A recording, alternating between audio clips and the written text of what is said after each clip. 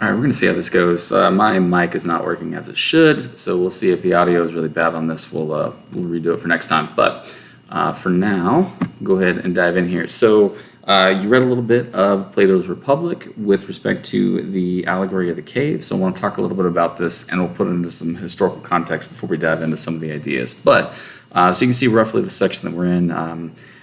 Dealing with this in history class within my 7th grade Western Civ course, but just a little bit about these guys real quick. There are some questions about who the Greeks actually were.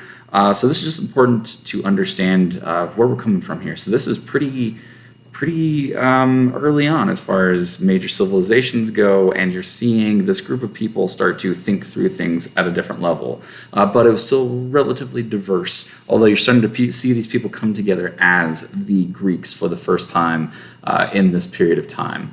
And as we'll see, there's going to be some Greeks from Ionia that will have a significant impact on this coalescence of this culture and around Mount Olympus, as we'll see here in the next few slides. But so again, there's this time somewhere around 800 BCE, before Common Era or before Christ, if you want to use that language. But they start to come together at this time, particularly around the poetry of Homer. And as you can see here, there's some questions about who Homer was and whether this is one individual, et cetera, et cetera.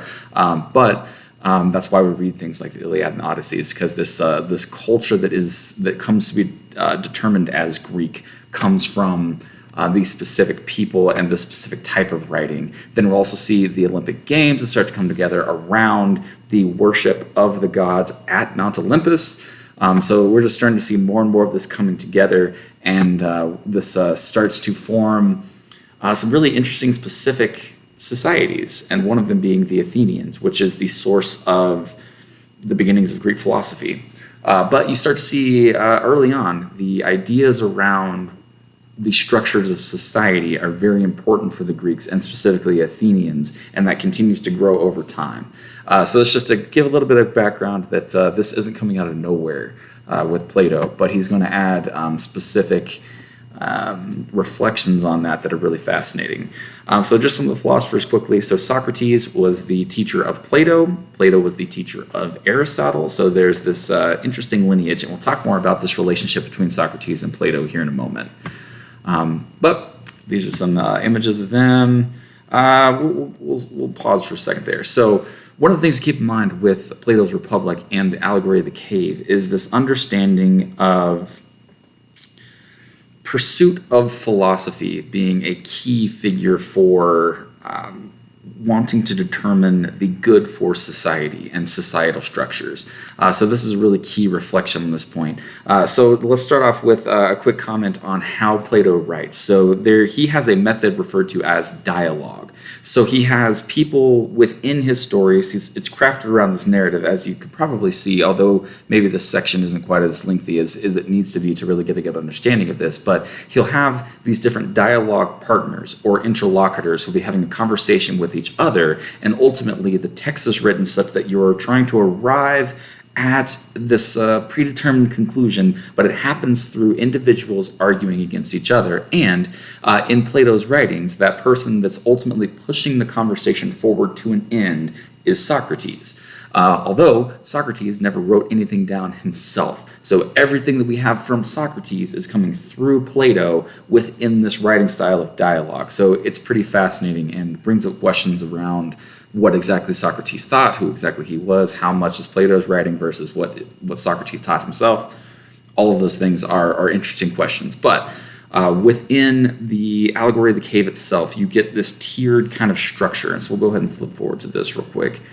So one of the things to understand with this, and I think you were right on with some of your reflections on this movement toward knowledge and education, yes, but there's another layer of that for Plato. So the understanding of there being these images that are less real, that are put in front of us, is actually pushing toward Plato's ultimate philosophy, which is an understanding of the forms. And the forms are what we can arrive at via deductive logic that Plato is going to say is most true or real. And this is getting toward our understanding of metaphysics, which is one of the kind of building blocks of philosophy in general, starting with Plato. So what is ultimately real for Plato is the realm of the ideas or the forms. So if you want to talk about a table, you have to understand table itself is something that exists in the universe as an idea, that then the physical form of tables is something that is lesser and is a distraction from what is ultimately true. So this process of coming out of the cave and moving away from the shadows and toward the sun, in this instance, which is the transcendent good for Plato, which is a really interesting thing that we can maybe talk about later. But this movement is a movement from the material things toward the immaterial things, toward the ideas. So this is something that's really crucial to understand, is that it's not just movement toward education, that's part of it, yes. Movement toward reason, yes, that's part of it. But ultimately, there's an understanding that humans can grasp what is actually real, which is the realm of the ideas for Plato. This is going to be something that's a huge difference. This is one of the reasons why I include Raphael's School of Athens painting, is that at the center there you can see this is Plato and Aristotle, and Plato is pointing up, whereas Aristotle is pointing out. And that's going to be a key distinction in their philosophies and their approaches to the world. But we'll build on this a little bit as we go. So I want you to think about these things. So there's an allegory going on here, and ultimately there's multiple layers to this allegory, but it's important to understand that there's a direct connection between Plato's metaphysics, his epistemology, and then a couple steps down is his philosophy, or his politics. And all those things are in alignment with each other, and they're going to build upon each other as they move forward, with the founding point first of his metaphysics, with this understanding that what is most real is the realm of the ideas. And that's going to mean that the material, the flesh, the things in front of us is less real. And so, in fact, we need to approach the most real by spending less time among these things and more time in the realm of ideas, which we're going to build on this as we go, but that's a key point that's going to define Plato and Aristotle's politics. But you can see the breakdown here is something that you want to be sure you get out of this text, is this connection between the people are shackled, watching shadows, and that corresponds to his understanding of the world, is that everyday people, without the help of philosophy or reason, yes, they think, yes, they're going about doing daily tasks, they need thought to be able to get through that, but it is still less than what is most real. So the shadows are everyday things, and that includes literally everything. The things in front of you, your own personal body, all of those things are everyday things. Then you have the sun, which is the transcendent good that shines light on all things that can be known. This is more than the everyday, the fire shedding this lesser light on the everyday things, and instead the ideas themselves that are shining truth upon us that we can grasp. So outside of the cave is the realm of the real, or the ideas or forms or the things in themselves. And so ultimately the point of the allegory is an understanding of metaphysics and epistemology.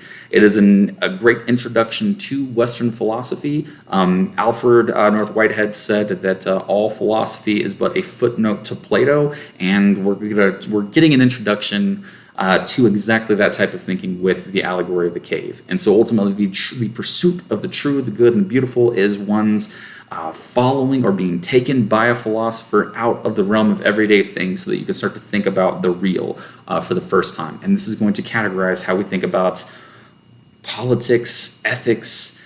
Everything comes from this initial point. So I want to deal with this first, but hold on to this idea and think about it a little bit. So what ultimately Plato is calling into question here is the reality of even the things that we see and perceive on a day-to-day basis. This is something that's not necessarily easy to grasp from a modern scientific influence perspective. So let's luxuriate a little bit there. So move forward a little bit and ask some of these questions, and then we'll move forward. So work on this, and we'll continue to move forward. And this will make more sense as we move forward. But we'll go and stop there for today. So thanks, and see you next time.